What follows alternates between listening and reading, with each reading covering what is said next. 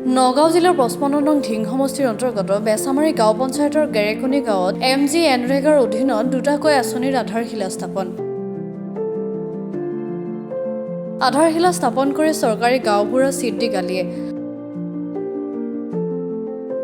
উক্ত আধাৰশিলা অনুষ্ঠানত গেৰেকনি ME স্কুলৰ প্ৰধান শিক্ষক হিফজুৰ ৰহমান, বেচামাৰী গাঁও পঞ্চায়তৰ প্ৰাক্তন সভাপতি হাজী ইয়াকুব হুছেইন, বেচামাৰী গাঁও পঞ্চায়তৰ প্ৰাক্তন আঞ্চলিক সদস্য স্বামী তথা যুৱ সমাজকৰ্মী আমিৰ হুছেইন, যুৱ সমাজকৰ্মী হাইদৰ আলী, বেচামাৰী গাঁও পঞ্চায়তৰ ৱাৰ্ডৰ প্ৰাক্তন সদস্যক্ৰমে ফখৰুল ইছলাম, ইক্ৰামুল হক, ১০ নং ৱাৰ্ডৰ সদস্য নুৰজুল হকৰ লগতে গেৰেকনি গাঁৱৰ বহুতো লোক উপস্থিত থাকে।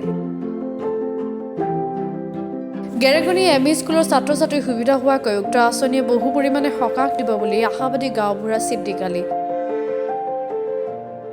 মই সাংবাদিক বন্ধুসকলক ধন্যবাদ জনাইছোঁ।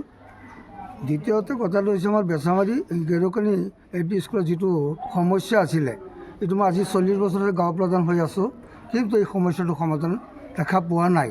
আজি বৰ্তমান অসম চৰকাৰে আমাৰ ফালে চকু মেলি চাইছে, এই কণ ল'ৰা ছোৱালীৰ ক্ষেত্ৰত স্কুলত আহিবৰ কাৰণে অসুবিধা হয়, ৰাস্তাত বোকা পানী থাকে, কাপোৰ চাপোৰ লেতেৰা হৈ যায়, খেল ধেমালিৰ কাৰণে অসুবিধা হয়।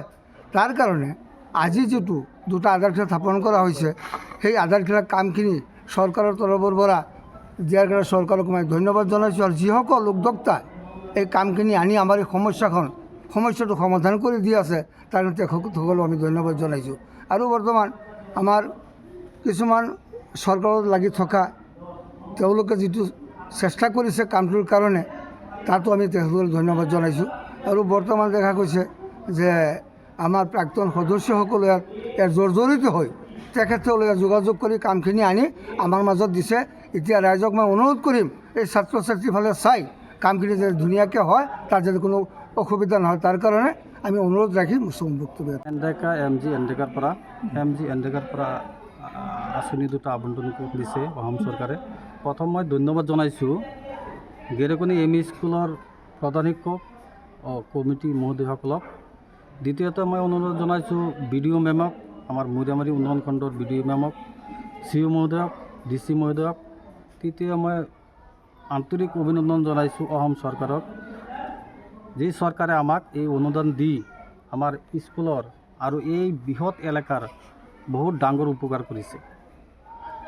আমাৰ গেৰেকনিত এটা ফিল্ড নাই, খেলা ধূলা কৰাৰ কাৰণে ল'ৰা ছোৱালীৰ কোনো সুবিধা নাই, আজিলৈকে হোৱা নাই। ইয়াত বহুত মাটি আছে, প্ৰায় 5 বিঘামান মাটি আছে। এইখিনি যদি চৰকাৰে আমাক মানে ভৰি দিয়ে, এইখিনি কামখিনি কৰি যদি আমাক দিয়ে, তেনেহ'লে আমাৰ এই অঞ্চলৰ মানে পিছপৰা অঞ্চলৰ বহুত মানে উন্নত হ'ব আৰু ল'ৰা ছোৱালীৰ মানে আমাক আগবাঢ়ি যাব পাৰিব। স্কিম আহিছে এটা land development at Gerekoni ME school ward number 10, আৰু এটা হৈছে agriculture from Kalam Tinali two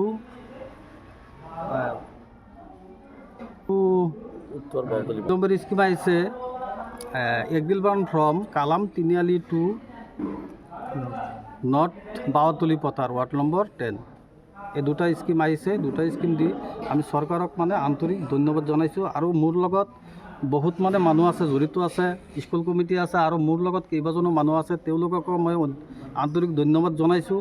তেওঁলোকে মোৰ লগত সহযোগিতা কৰিছে আৰু মোক মানে যোৱাৰ ফালে তেওঁলোকে যিকোনো ফালে মোক সহায় কৰিছে। তাৰ কাৰণে এইখিনি কাম আমাৰ প্ৰচেষ্টাত, সকলোৰে প্ৰচেষ্টাত আমাৰ কিছুমান লগৰ মানুহ আছে, যিহেতু মন্ত্ৰী মহোদয়সকলো আছে আমাৰ AGP দলৰ, তেওঁলোকেও আমাক সহায় কৰিছে, লিখিত দিছে। লিখিত দিয়াৰ কাৰণে যাৰ কাৰণে এই কাম দুটা আহিছে, তেওঁলোককো মই আন্তৰিক ধন্যবাদ জ্ঞাপন কৰিলোঁ।